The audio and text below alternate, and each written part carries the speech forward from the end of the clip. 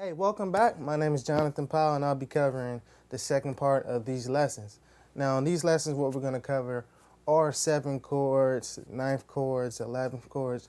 You know, those chords that, are extended that you may think are harder than what they are, but they're really not. We're going to break those down step by step. And I'm just going to pick up where Jermaine left off in the key of C. And let's start with the 7 chord. Let's talk about major 7 chords. There's a difference between major 7 chords and dominant 7 chords. I'm not going to explain right now. Let's just start with the major 7 chord, all right? So basically, every chord that you play outside of a root chord that consists of the 1, 3, and 5, you're just going to be extending the chord. So pretty much you hear a lot about chord extensions. That's what they really are. All you're doing is extending upon the root, which is the 1, 3, and the 5. So let's look at the keyboard. C and E and G, that's our 1, 3, and 5, right? So in order to make this a major 7 chord, all you would do is add that major 7th of the C major scale. So if you look at the scale, 1, 2, 3, 4, 5, 6, 7. That B is the 7th, and all you're doing is compiling the root chord with the 7 chord, all right? So this is pretty much what it is. Now, a lot of times when you're playing a lot of different songs, whether it be gospel music or some type of smooth jazz style, if you're playing with a bass player too as well, you don't necessarily have to play the root note, which is C, in the chord. So if you look at it this way, if you take the C out the chord and put it in the bass, these are the notes that you have left. Now, how I think when I talk about these chords is, okay, look at it from a different perspective, as it's kind of like you're playing a different chord over C. And if you look at it like this, if you study the things that Jermaine showed you, this is an E minor chord, okay? This is an E major chord, and this is an E minor chord by lowering that third. So really, you can mess around with the different inversions, and this is still going to be a C major 7, okay? Because the C is in the bass, and you still have the notes that make up this C major 7. Okay, you have, this is the third. It doesn't matter what inversion you play this E minor chord in your right hand. As long as you have the C in the bass, that gives you that C major 7, all right? So in a nutshell, you can just practice these different inversions, or you can even practice it like this, which is not common, because once you start doing inversions with the C involved, you're going to get tension, and it's going to take away the prettiness of the chord. So just playing a chord with the C in the bass and this in your right is going to give you that sound you're looking for. So a lot of jazz musicians, that's what they do, all right? So this is a basic way to play this chord. Now, I think of a lot of different tricks that actually help me to remember the chords and how to find them in different keys. And what you can do, particularly with this chord, is identify the third, okay? In this particular case, the third is E, all right? So once we found that E, you automatically know that I showed you that we're playing a minor chord, an E minor chord. So for any chord in any key, if you want to find a major 7 for any key, and you want to transpose really quickly, and you want to play a major 7 chord, for example, let's go to the key of F, okay? This is an F major chord, the 1, 3, and 5. Okay, what's the third of the F chord? It's that A. So how do we make a major 7 chord? Okay, add that A minor. So whatever the third is, make that a minor chord, and now that gives you the major 7th with that F in the bass. Okay, so pretty much all you're doing is identifying the third tone, whatever that third tone is. Make that a minor chord in combination of the bass, okay? Let's go to another key. Let's go to the key of B flat, all right? This is our B flat major chord, and do the same thing with this chord. If you want a major 7 chord, identify that 7th. Identify the third, and then what you do is make that third a minor chord, okay? So now you automatically have a B flat major 7. Just by using that technique. So there's a couple ways you can do it. You can either do it real technical by, counting, using the number system. saying, okay, 1, 2, 3, 4, 5, by first, having a 1, 3, 5 chord, which is the root chord, all right? And then continuing up the scale to the 7. So we got the 1, 3, 5, and then keep counting. 6, 7. It's the same exact technique, one's just a little faster than the other, all right? So that's how you find any major 7 chord. Remember that a lot of times you don't have to necessarily have the root note, and let's go back to C. You don't necessarily have to have the root note in the chord, which is C. All right, so that's the major 7 chord. It's very simple. The numbers are really important. That's why it's important to actually know the scale as numbers, because every chord from here on out is going to require you building upon the scale, and knowing the number system is really going to help you to be able to do that easily, and it's going to help you to transpose in all 12 keys. So that's the major 7 chord. Now let's talk about the dominant 7 chord. It's a little different. What makes the dominant 7 chord different is the fact that the 7th, what I showed you, which was that B, okay, remember we talked about the C major chord and adding the 7th? The 7th is flatted, okay? And this gives you the C dominant 7 sound. So keep in mind, you don't always have to say dominant 7th. You might hear C 7th, and that's implying that it's dominant. So if you don't hear the major before the 7th, that means that it's a dominant chord. So what you do is flat that 7th. And another quick way to identify the 7th instantly without even having a count is just by knowing that no matter what key you're in, if you know that major scale, you don't even really have to know the major scale, to be honest with you. All you have to do is find the note that's a half step below the root. So let's look at C. A half step below C is B. That's your major 7th for C. Any other key. If you go to the key of F, E is a half step down from F. So that's your major 7th for F. If you go to the key of B flat, A is a half step away from B flat. So that's your major 7th. So that's another quick way. But let's go back to what we were talking about. The dominant 7th. I just wanted to throw that in. All right, so we got the 1, 3, 5, and the dominant 7th is the 7th that's flatted, okay? So you just flat the major 7th, and that gives you this. Now this chord is used a lot in more bluesier sounding styles, like your more traditional gospel style, as well as your jazz and your blues style. And the reason why is because that dominant 7 is what gives it that sound, okay? There's a number of different ways that you can use this chord. One of the most basic ways is just playing it the 1, 3, 5, and 7. But if you look at the chord, there are different things that you can do with it. All right, so let's look at one way. This is one way I told you, with the 1, 3, 5, and 7. But what you can do is you can always invert your right hand and just play any type of C major chord. And the trick with this chord is that a lot of people do to make it sound a lot fuller is we use something called a tritone, which is the 3rd and flat 7, all right? This is getting a little bit more advanced, but I just want to explain this to you because it's really not that difficult while we're talking about that dominant 7th, all right? So what you can do is play the 3rd and flat 7th in your left hand and play the C major chord in your right, okay? As long as you have this dominant 7th in the chord, that's going to give you a C7 chord. No matter what, you can have 10 notes in it.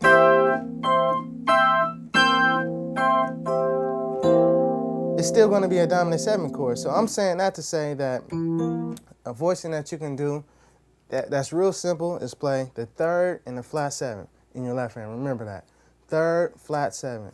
3rd, flat 7. Remember that in your left hand. And then in your right hand, just play the major chord. So if you're trying to do a C7 chord, remembering that 7th is flatted, remember 3rd and flat 7th in your left hand, and just play the C major chord in your right. And that's going to instantly give you like a fatter sound, all right? So this is how it would sound in the regular voicing. this is how it sounds with the different voicing I just showed you. Okay? It gives you a fuller sound. So really, this dominant 7 chord can be used a number of different ways, and this is one of the ways. And what you can do, you can practice this chord in the different inversions too as well. So what I would do, in order to get the feel and the fingering down, I would practice in different inversions.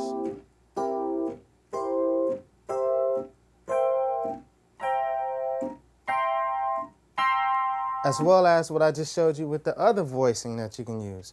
With the E and the B flat, which is the 3rd and flat 7, and then in your right hand, just practice the C major chord.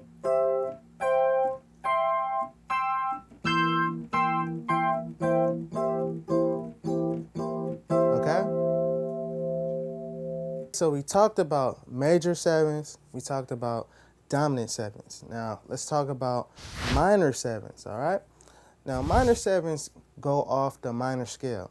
So if we're talking about a C minor 7, we're going to apply the same exact concept that we did with the C major 7, except for it's going to be using the minor scale. So we had the 1, the 3, the 5, and then we added the 7th. All right? So what we're going to do, let's look at the C minor chord.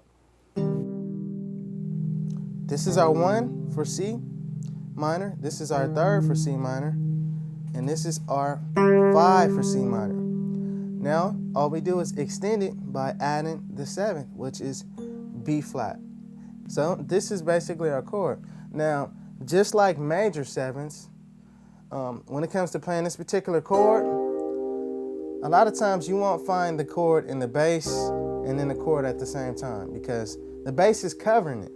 So it kind of takes away from the quality of sound that you really want to get, depending on the type of style that you're playing.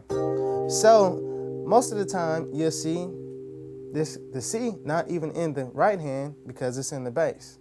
All right, so when you take that away, it kind of leaves you with an E flat major chord over the C. All right. Now, if you think about it, it's the exact same thing that we did with the major 7, except for it's the opposite. So remember when we were identifying how to find that right hand chord for the C major 7, and we said that identify the 3rd, which is E, and it's going to be a minor chord in your right hand. So it became an E minor. Now, it's the total opposite when you talk about finding the right hand chord for C minor, for the C minor 7. You're going to identify the 3rd, which is, a different note because you're using the C minor scale, but at the same time, instead of that being a minor chord, it's going to be major. So it's the same concept, but it's kind of flipped around. So you identify what the 3rd would be, and then it would be a major chord. So the 3rd is E flat, and then you'll play E flat major chord. And this still is a C minor 7. It's just a different way, a different approach of how to find it. So it doesn't matter what inversion you play it in, it's still a C minor 7 chord, all right? So let's look at it in F. Let's try to find it real quick, all right? The key of F. The first thing you do is identify what the 3rd would be of that F minor scale, all right? It's A flat. Play an A flat major chord. Bam, instantly you got the F minor 7 chord. So really this is a technique to find this chord fast. Like I said, when you play this particular chord, you won't find a lot of times that people will incorporate the root note. If you have an F minor 7 chord, you won't see that F in the chord really, because it will be in the bass. And it's really common that you won't see that. So I wanted to explain this to you so you'll be able to identify instantly. Even if you end up playing, a chord and you say, okay, I have a major chord in my right hand, but I got C in the bass. If you know that this is an E flat major chord in your right and you're playing C, instantly you can say, okay, I'm playing a C minor 7, because you find that 3rd and you play a major chord off the 3rd over the C bass, okay? So that's something really quick. Now, there's not too much to talk about with this particular chord because that's all it really is. It's really like playing a major chord over, you know, a different bass note, all right? And if you notice that C and E flat, they're relatives, okay? So basically, if you're playing in the key of C minor, you're playing in the key of E flat major. So that's another way to think about it. If you look at the C minor scale, every note in the C minor scale is exactly the same as the E flat major scale.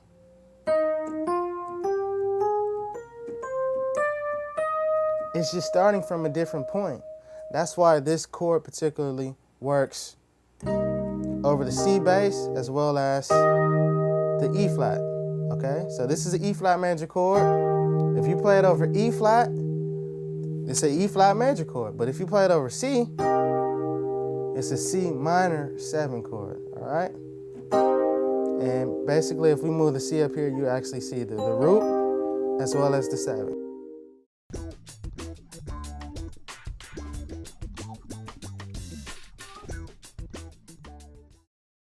All right, welcome to diminished 7 chords. What we're going to be doing, we're going to be teaching you how to structure those and basically how to create them in different keys using a formula, a step-by-step formula. So just to start off, the first thing that you should know is that diminished chords are made up of 3 minor thirds, okay? 3 minor thirds, and there's another thing that you have to know. When you're naming any type of chord, what you should know is that it should be every other alphabet letter. So if you're talking about a C chord, it has to be C, then you would skip D, and then the next note has to be some type of E, okay? And then the next note would have to be some type of G because you're going every other alphabet letter. So, you know, C, D, E, F, G. You're going to skip. So it has to go from C to E, and then it has to go from E to G. You got to skip that F. The same thing for diminished chords. Okay, so let's look at a C diminished 7th, all right? This will be considered a C diminished 7th. We have C, we have E flat, we have G flat, and this will be considered B double flat, okay? I don't want to throw you off. Let me tell you this real quick. Remember we said that the alphabet letters have to skip a note. So we got C, okay? And what's after C is D. We have to skip that and go to E. So this has to be some type of E, and it's an E flat. Then the next note will be a G flat because we have to skip that F. Remember, it's every other alphabet letter. And then from here, this technically will be considered A, but we can't go from G to A because that's the very next alphabet letter in the alphabet. So it has to be some type of B. So that's why this technically will be called B double flat if you want it to be real technical and correct as far as theory is concerned. But you know, I'm gonna call this A so I don't want you to get confused. All right, so this is the C diminished 7 chord, and it's structured off of 3 minor thirds. And 3 minor thirds is really starting from, how you get a minor third is basically start from whatever note you're on and go up 3 half steps. 1, 2, 3. That's your first minor third. So from here, from the E flat, you would go up another 3 half steps. 1, 2, 3. Okay? And then from here, you would go up another 3 half steps from the G flat. 1, 2, 3. And that's how you get your C diminished 7. So that really works for any type of chord. If we take this to F and we want us to find out, okay, what's the F diminished 7? We would start from F, of course, and then use the same concept. 3 minor thirds. Okay, here we go. And remember, it's 3 half steps. So 1, 2, 3. That's our first note. And then from here, from this A flat, we're going to go up another minor third, and it's 3 half steps. 1, 2, 3. And then from this, we're going to go up another 3 half steps. 1, 2, 3. And now we have the F diminished 7. All right, so just like all the other major and minor chords, this diminished chord can be played in 12 different keys. But the secret is that there are only 3 distinct ones. Now, what I mean by that is that you can take this C diminished chord and every other note that's in this chord actually shares the same diminished chord. So basically, I can move the C up here, and now I have an E flat diminished 7. I could take this E flat and move it up here, and since G flat is the first note, now I have a G flat diminished 7. So pretty much every note that's in a chord actually shares the same diminished chord. It's kind of like they share the same blood. They're a part of one diminished chord family. So that's why when you actually, if you even take this chord up half steps, you will see that it'll end up being the same chord, you know, over and over about 4 times. So let's look at it. Let's take it up. There it is again, okay? Let's take it up some more. There it is again, except for the E flat is up top. Let's take it up some more. There it is again. So, you know, every note that's in the chord shares the same diminished chord. So basically, that works. All right, so what I'm going to do now is distinctly show you the 3 different ones and just show you all the different notes, because it really works like this. There are 3 different diminished chords that you can possibly play. And there are 4 notes that are in each diminished chord. There's 3 chords and there's 4 notes in each chord. So if you actually do the multiplication, you will see that 4 notes, and every note in that chord actually forms a different diminished chord, a different name, even though they're sharing the same notes. So if you do the multiplication, 4 times 3 equals 12. And there's 12 different ones that you can possibly play. But they're all sharing the same, you know, chords and notes. So let's look at them, all right? So this is the first one. This is the C diminished 7. If we take it up a half step, this will be the C sharp diminished 7, okay? And every note that's in this chord is a part of that same bloodline. So, you know, if you go to E, all you would do is move the C sharp up here. If you want to know the G diminished 7th, which is a part of the chord, all you would do is invert the chord up and then move the E up here. And then for the B flat, all you would do is move the G up here. And this is your B flat diminished 7. All right, so same thing. And this is the very last diminished 7. And we have D, F, A flat. Technically, this would be called C flat, because remember the rule, we can't go to the very next alphabet letter, because this is A flat. We can't say B, we have to skip an alphabet letter, which would be C, will be the next in line, because we got to skip that B. So this technically will be called C flat. You know, diminished chords, when you talk about naming them and being correct, it gets real complicated, all right? So basically there's only 3, because after these 3, it starts all over. Because once you go up to that 4th time, that 4th half step, you're going to be playing the same exact chord as the first. Look, this is the first chord. Once we go up 1 half step, then another half step, then once we go up again, it's going to pretty much start all over, and we're going to be at the same as the first one. You know, this first one was this, but if you actually look at the chord, all the same notes are the same, except for the C is up here. And if we go up again, you will see that all the notes are the same as the second chord that we went up to. We went from here to here. So really, you know, that's all it is to it. Diminished 7 chords, there's only 3 of them. And once you learn those 3, you really know all of them in all 12 keys, all right? So that's it for this diminished 7 section. I'll see you in the next one.